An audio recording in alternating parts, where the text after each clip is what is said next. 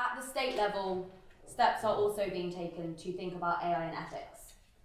At this year's Davos, Theresa May championed the UK as one of the leaders in AI technology, and as part of this, she announced the Centre for Data Ethics and Innovation. Equally, the EU Commission has announced that they will be launching a framework on AI and ethics, which is expected to be published at the end of this year.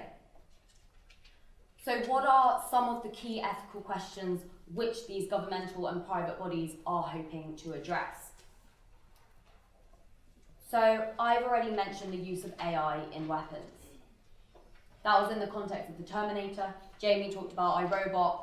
That's fiction, but this is also happening in reality.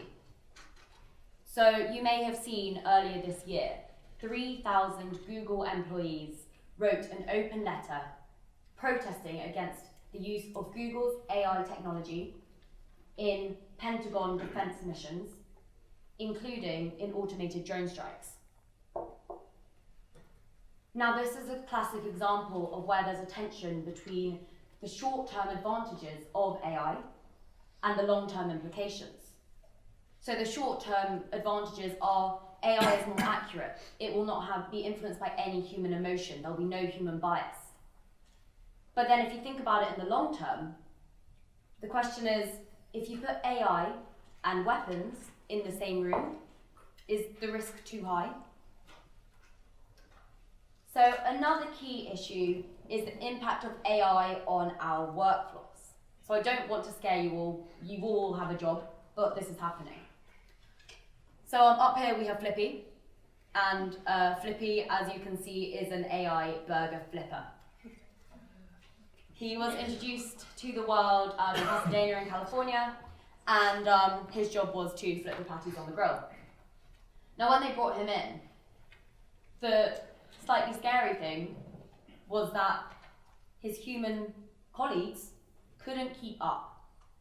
So he would flip the burger, they'd be perfectly done, medium rare.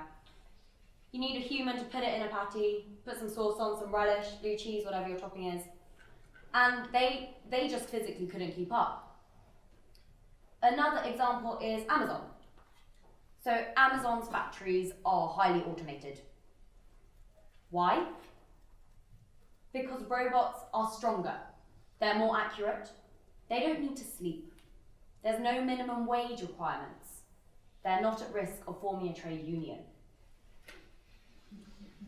We start to see why it's so attractive for employers. But what about the humans who are left behind? What about the social impact of really high rates of unemployment? These are the kinds of things that we need to think about and balance. Now, a third key theme in the AI and ethics debate is one that Lee and Jamie have both touched upon. It's about transparency. It's about knowing what AI really is and what it's doing. So I Googled, what does an AI algorithm look like? And this was the answer. I have no idea what that means. I would be very impressed if anyone in this room could decipher this code and line drawing. That is a problem.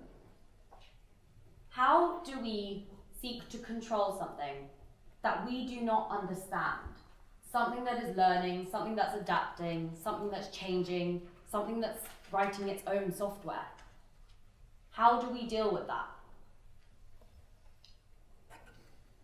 So I've introduced some themes to get you thinking.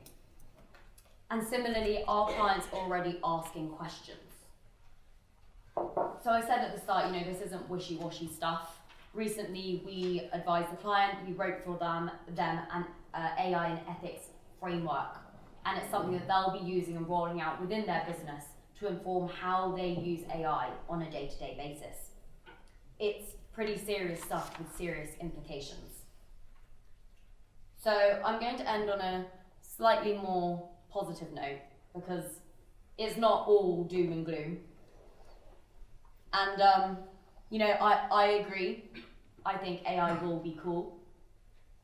But whether or not the way in which we as a society choose to use AI will be good or not, is a question that merits some really careful and conscious consideration. And that's what we're hopefully taking